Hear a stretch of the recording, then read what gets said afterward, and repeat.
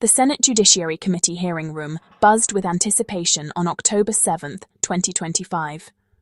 Attorney General Pam Bondi, a fierce Trump loyalist, sat at the center, ready for battle. Democratic senators, armed with months of preparation, faced her across the table. The stakes, the future of the Department of Justice. Bondi's posture was defiant. She was there to defend the president and her department. Republican senators braced to defend Bondi, seeing the hearing as a partisan witch hunt. From the start, civility vanished, battle lines were drawn. Every question, every answer, was a move in a high-stakes chess match. As the cameras rolled, the nation watched, waiting for answers. The drama was just beginning. The first flashpoint, Jeffrey Epstein. Democrats pressed Bondi for transparency on the Epstein investigation. They demanded answers about a rumored client list. Bondi stonewalled, denying the list's existence. Her tactic: deflect, attack, and refuse to engage. She accused Democrats of hypocrisy. The room grew tense as Bondi's refusal fueled suspicions. She dismissed claims of blackmail and conspiracy.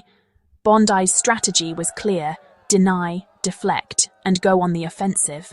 Her supporters saw her as unyielding. Her critics saw a wall of silence. The partisan divide widened with every exchange. Bondi's performance rallied her base, but left the truth about Epstein more distant than ever. The hearing became a battleground, not for facts, but for political advantage. Every question was met with a counterattack. The ghost of Epstein haunted the room, but answers remained elusive. Bondi's refusal to engage only deepened the mystery. The public was left in the dark, watching a spectacle of stonewalling. The Democrats' frustration grew, but Bondi would not budge. The truth, it seemed, was lost in the fog of political warfare. The wall of silence held firm. The hearing moved on, but the questions lingered. For those watching, trust in the DOJ eroded further. The search for answers would continue. Outside the hearing room, Senator Durbin's direct challenge to Bondi was the morning's centerpiece. He asked who ordered her to inform President Trump his name was in the Epstein files. Bondi bluntly refused to answer. The room fell silent, an attorney general under oath, stonewalling the committee chair. Durbin warned her, "Eventually, you'll have to answer for your conduct." Bondi's stonewalling was a broader strategy: protect the president, resist scrutiny. The unanswered question became a symbol of the day. The focus shifted to another scandal: Tom Homan, Trump's border czar. Senator Whitehouse pressed Bondi about a secret FBI bribery investigation. Reports alleged Homan was caught on tape accepting $50,000 in cash. The DOJ, under Bondi, abruptly dropped the case. Whitehouse demanded to know why and what happened to the money. Bondi confirmed a review but claimed no credible evidence was found. She refused to discuss the recording or the cash. Once again, Bondi deflected, attacking Whitehouse's own connections. The pattern was clear: deny, deflect, attack. The Homan bribery puzzle remained unsolved. Bondi's refusal to answer fueled suspicions of a cover-up. The hearing became a showcase for political maneuvering, not accountability.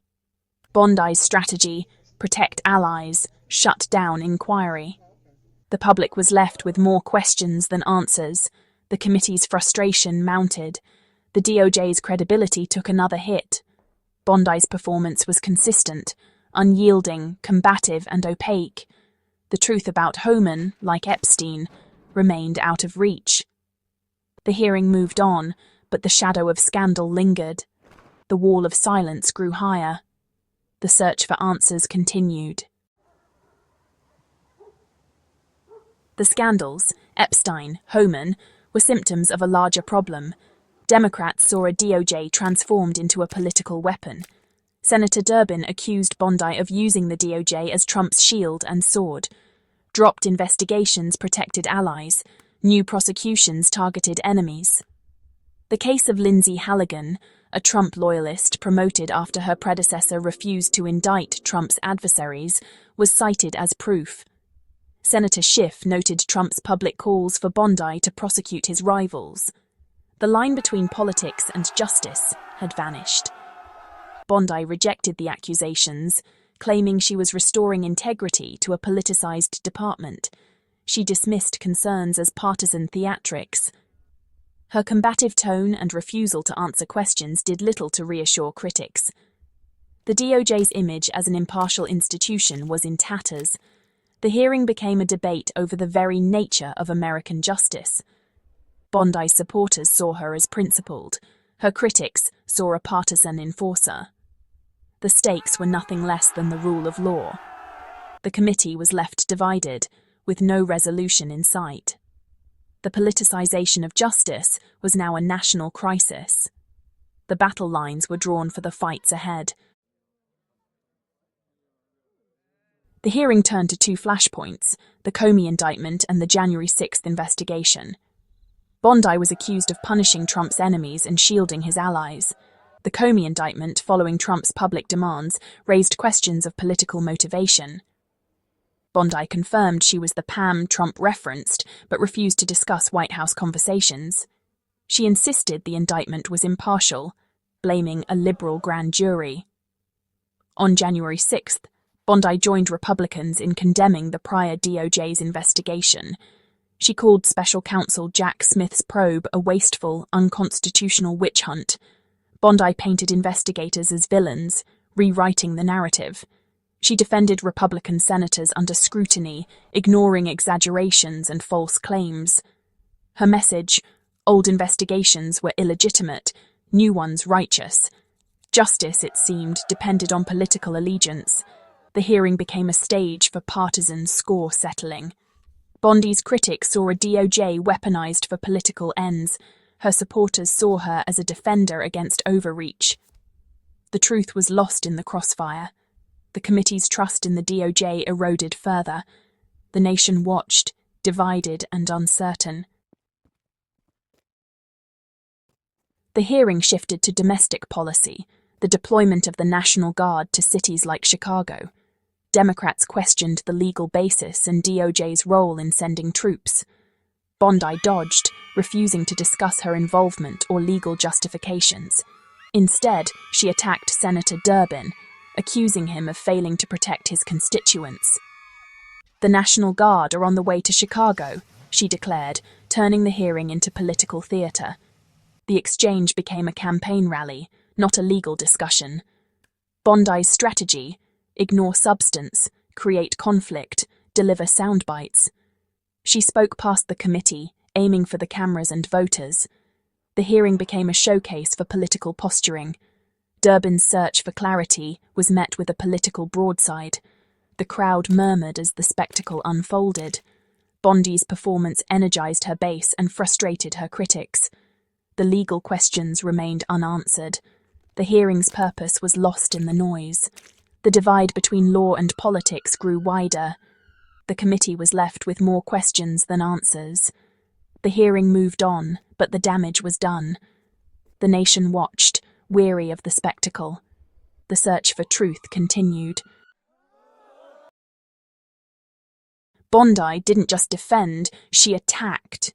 She reframed the narrative, accusing Democrats and the previous administration of true abuses of power. Bondi claimed she was restoring DOJ integrity after years of partisan corruption. She hammered the January 6th investigation as a witch hunt, painting investigators as partisans. Her attacks were personal, targeting senators' motives and connections. She accused Whitehouse of being beholden to money groups, Durbin of failing his constituents. Bondi argued her accusers were just as biased, muddying the waters. Her counteroffensive energized supporters and confused the public. Republican senators amplified her attacks, creating an echo chamber of outrage. For 4 hours, Bondi led the charge, setting the tone for the administration's response. The message: "We will not be investigated, we will investigate you." The hearing became a battleground for competing narratives. Bondi's performance was a rallying cry for her base. The committee's efforts at oversight were drowned out. The public was left to sort through the noise. The fight for the DOJ's soul intensified. The hearing's legacy would be lasting division. After 4 grueling hours, the hearing ended in exhaustion and deeper division. Bondi's supporters saw her as triumphant, a warrior for the president. Her critics saw confirmation of their worst fears, a DOJ above the law. Bondi's refusal to answer key questions left a cloud of suspicion. Her personal attacks and embrace of conspiracy theories signaled a dangerous new era. The institution appeared under siege from within. Trust between the Senate and DOJ was shattered. More subpoenas and legal battles loomed.